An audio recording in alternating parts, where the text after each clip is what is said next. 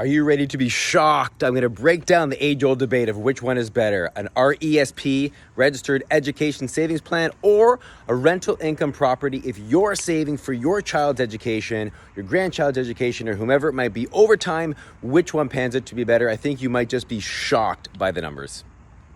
So there's a couple different categories to look at. One is growth potential. One is tax incentives. One is, what other contributions and grants you can get in one side. What are some of the stressors on the other side? So let's break all these down and see which one pans out better and how the numbers look in the end. All right, let's start with number one, growth potential. Which one is better? RESPs do have limits. There's contribution limits, there's grant limits. There's only so much that you can put into that thing to kind of bolster it as much as you can, no matter how much you want to. Whereas rental income property, there is no limit. You can use strategies, you can force appreciation, you can get somebody else to pay down that mortgage as it being a rental income property. And of course, over time, you can use leverage. You can go ahead and borrow, use the bank's money, use a lender's money, and the growth potential win goes to the rental income property side.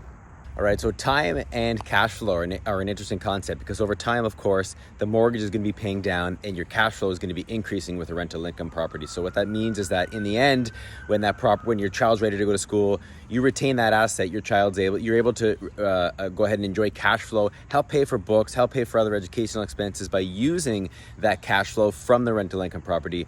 Whereas an RESP, once you pull that money out to pay for tuition or what it is, it's gone. You've depleted it. Edge. Rental income property. Number three, let's talk about inflation. Inflation. An RESP, the way that it's invested and the contributions that go into it can get chewed up by inflation over time, whereas real estate tends to be a hedge against inflation, whereas your money is in a hard asset that can hedge against any potential inflators that we've seen, similar things that we've seen in the market lately. You can see how it's chewed away some of your investments. Real estate can hedge against that. Edge, rental income property. All right, my absolute favorite, of course, is going to be the fact that as that mortgage is being paid out over time and the property is appreciating over time, if you say 16, 17, 18 years, whatever it might be, maybe even longer, you're going to be building equity in that property, of course. What you're able to do is you're able to go ahead and pull that equity out in a refinance, use that equity to pay your child's education, their tuition, their fees, whatever it might be. You retain that asset. That's an asset that belongs to you. You're not redeeming the RESP contributions, paying it away, and then kissing it away forever. That asset can be retained. You can keep that property. You can give it to your children. It can be part of generational wealth over time. It can be used down the road as a stepping stone for your children to get into their own home ownership. Whereas an RESP, you put money in, you save for it, you deplete it, it's gone. Edge, rental income property.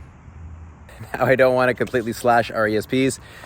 They can be a tool in your toolbox. I have an RESP for my youngest. I started it when he was born. If you're able to have both, I would say do both. You could take advantage of government grants if you happen to have, a cash flow and extra disposable income to be able to utilize to save up. But if you have a choice between one or the other, the edge clearly goes to rental income property. It's not just because I'm a real estate guy and a real estate investor. I'm a financial educator, and I do believe that the best financial decision is clearly a rental income property if you start at the beginning versus an RESP. I'm going to break down the actual numbers for you down below, so read the caption. And I think that you might just be shocked by the extraordinary difference in gap between an RESP and a rental income property over time and what it can do for you and your wealth build and being able to pay for the expenses for your children. Any questions on RESPs, any questions on rental income properties, any questions on mortgages and refinancing, hit me up. I'd be glad to help you out.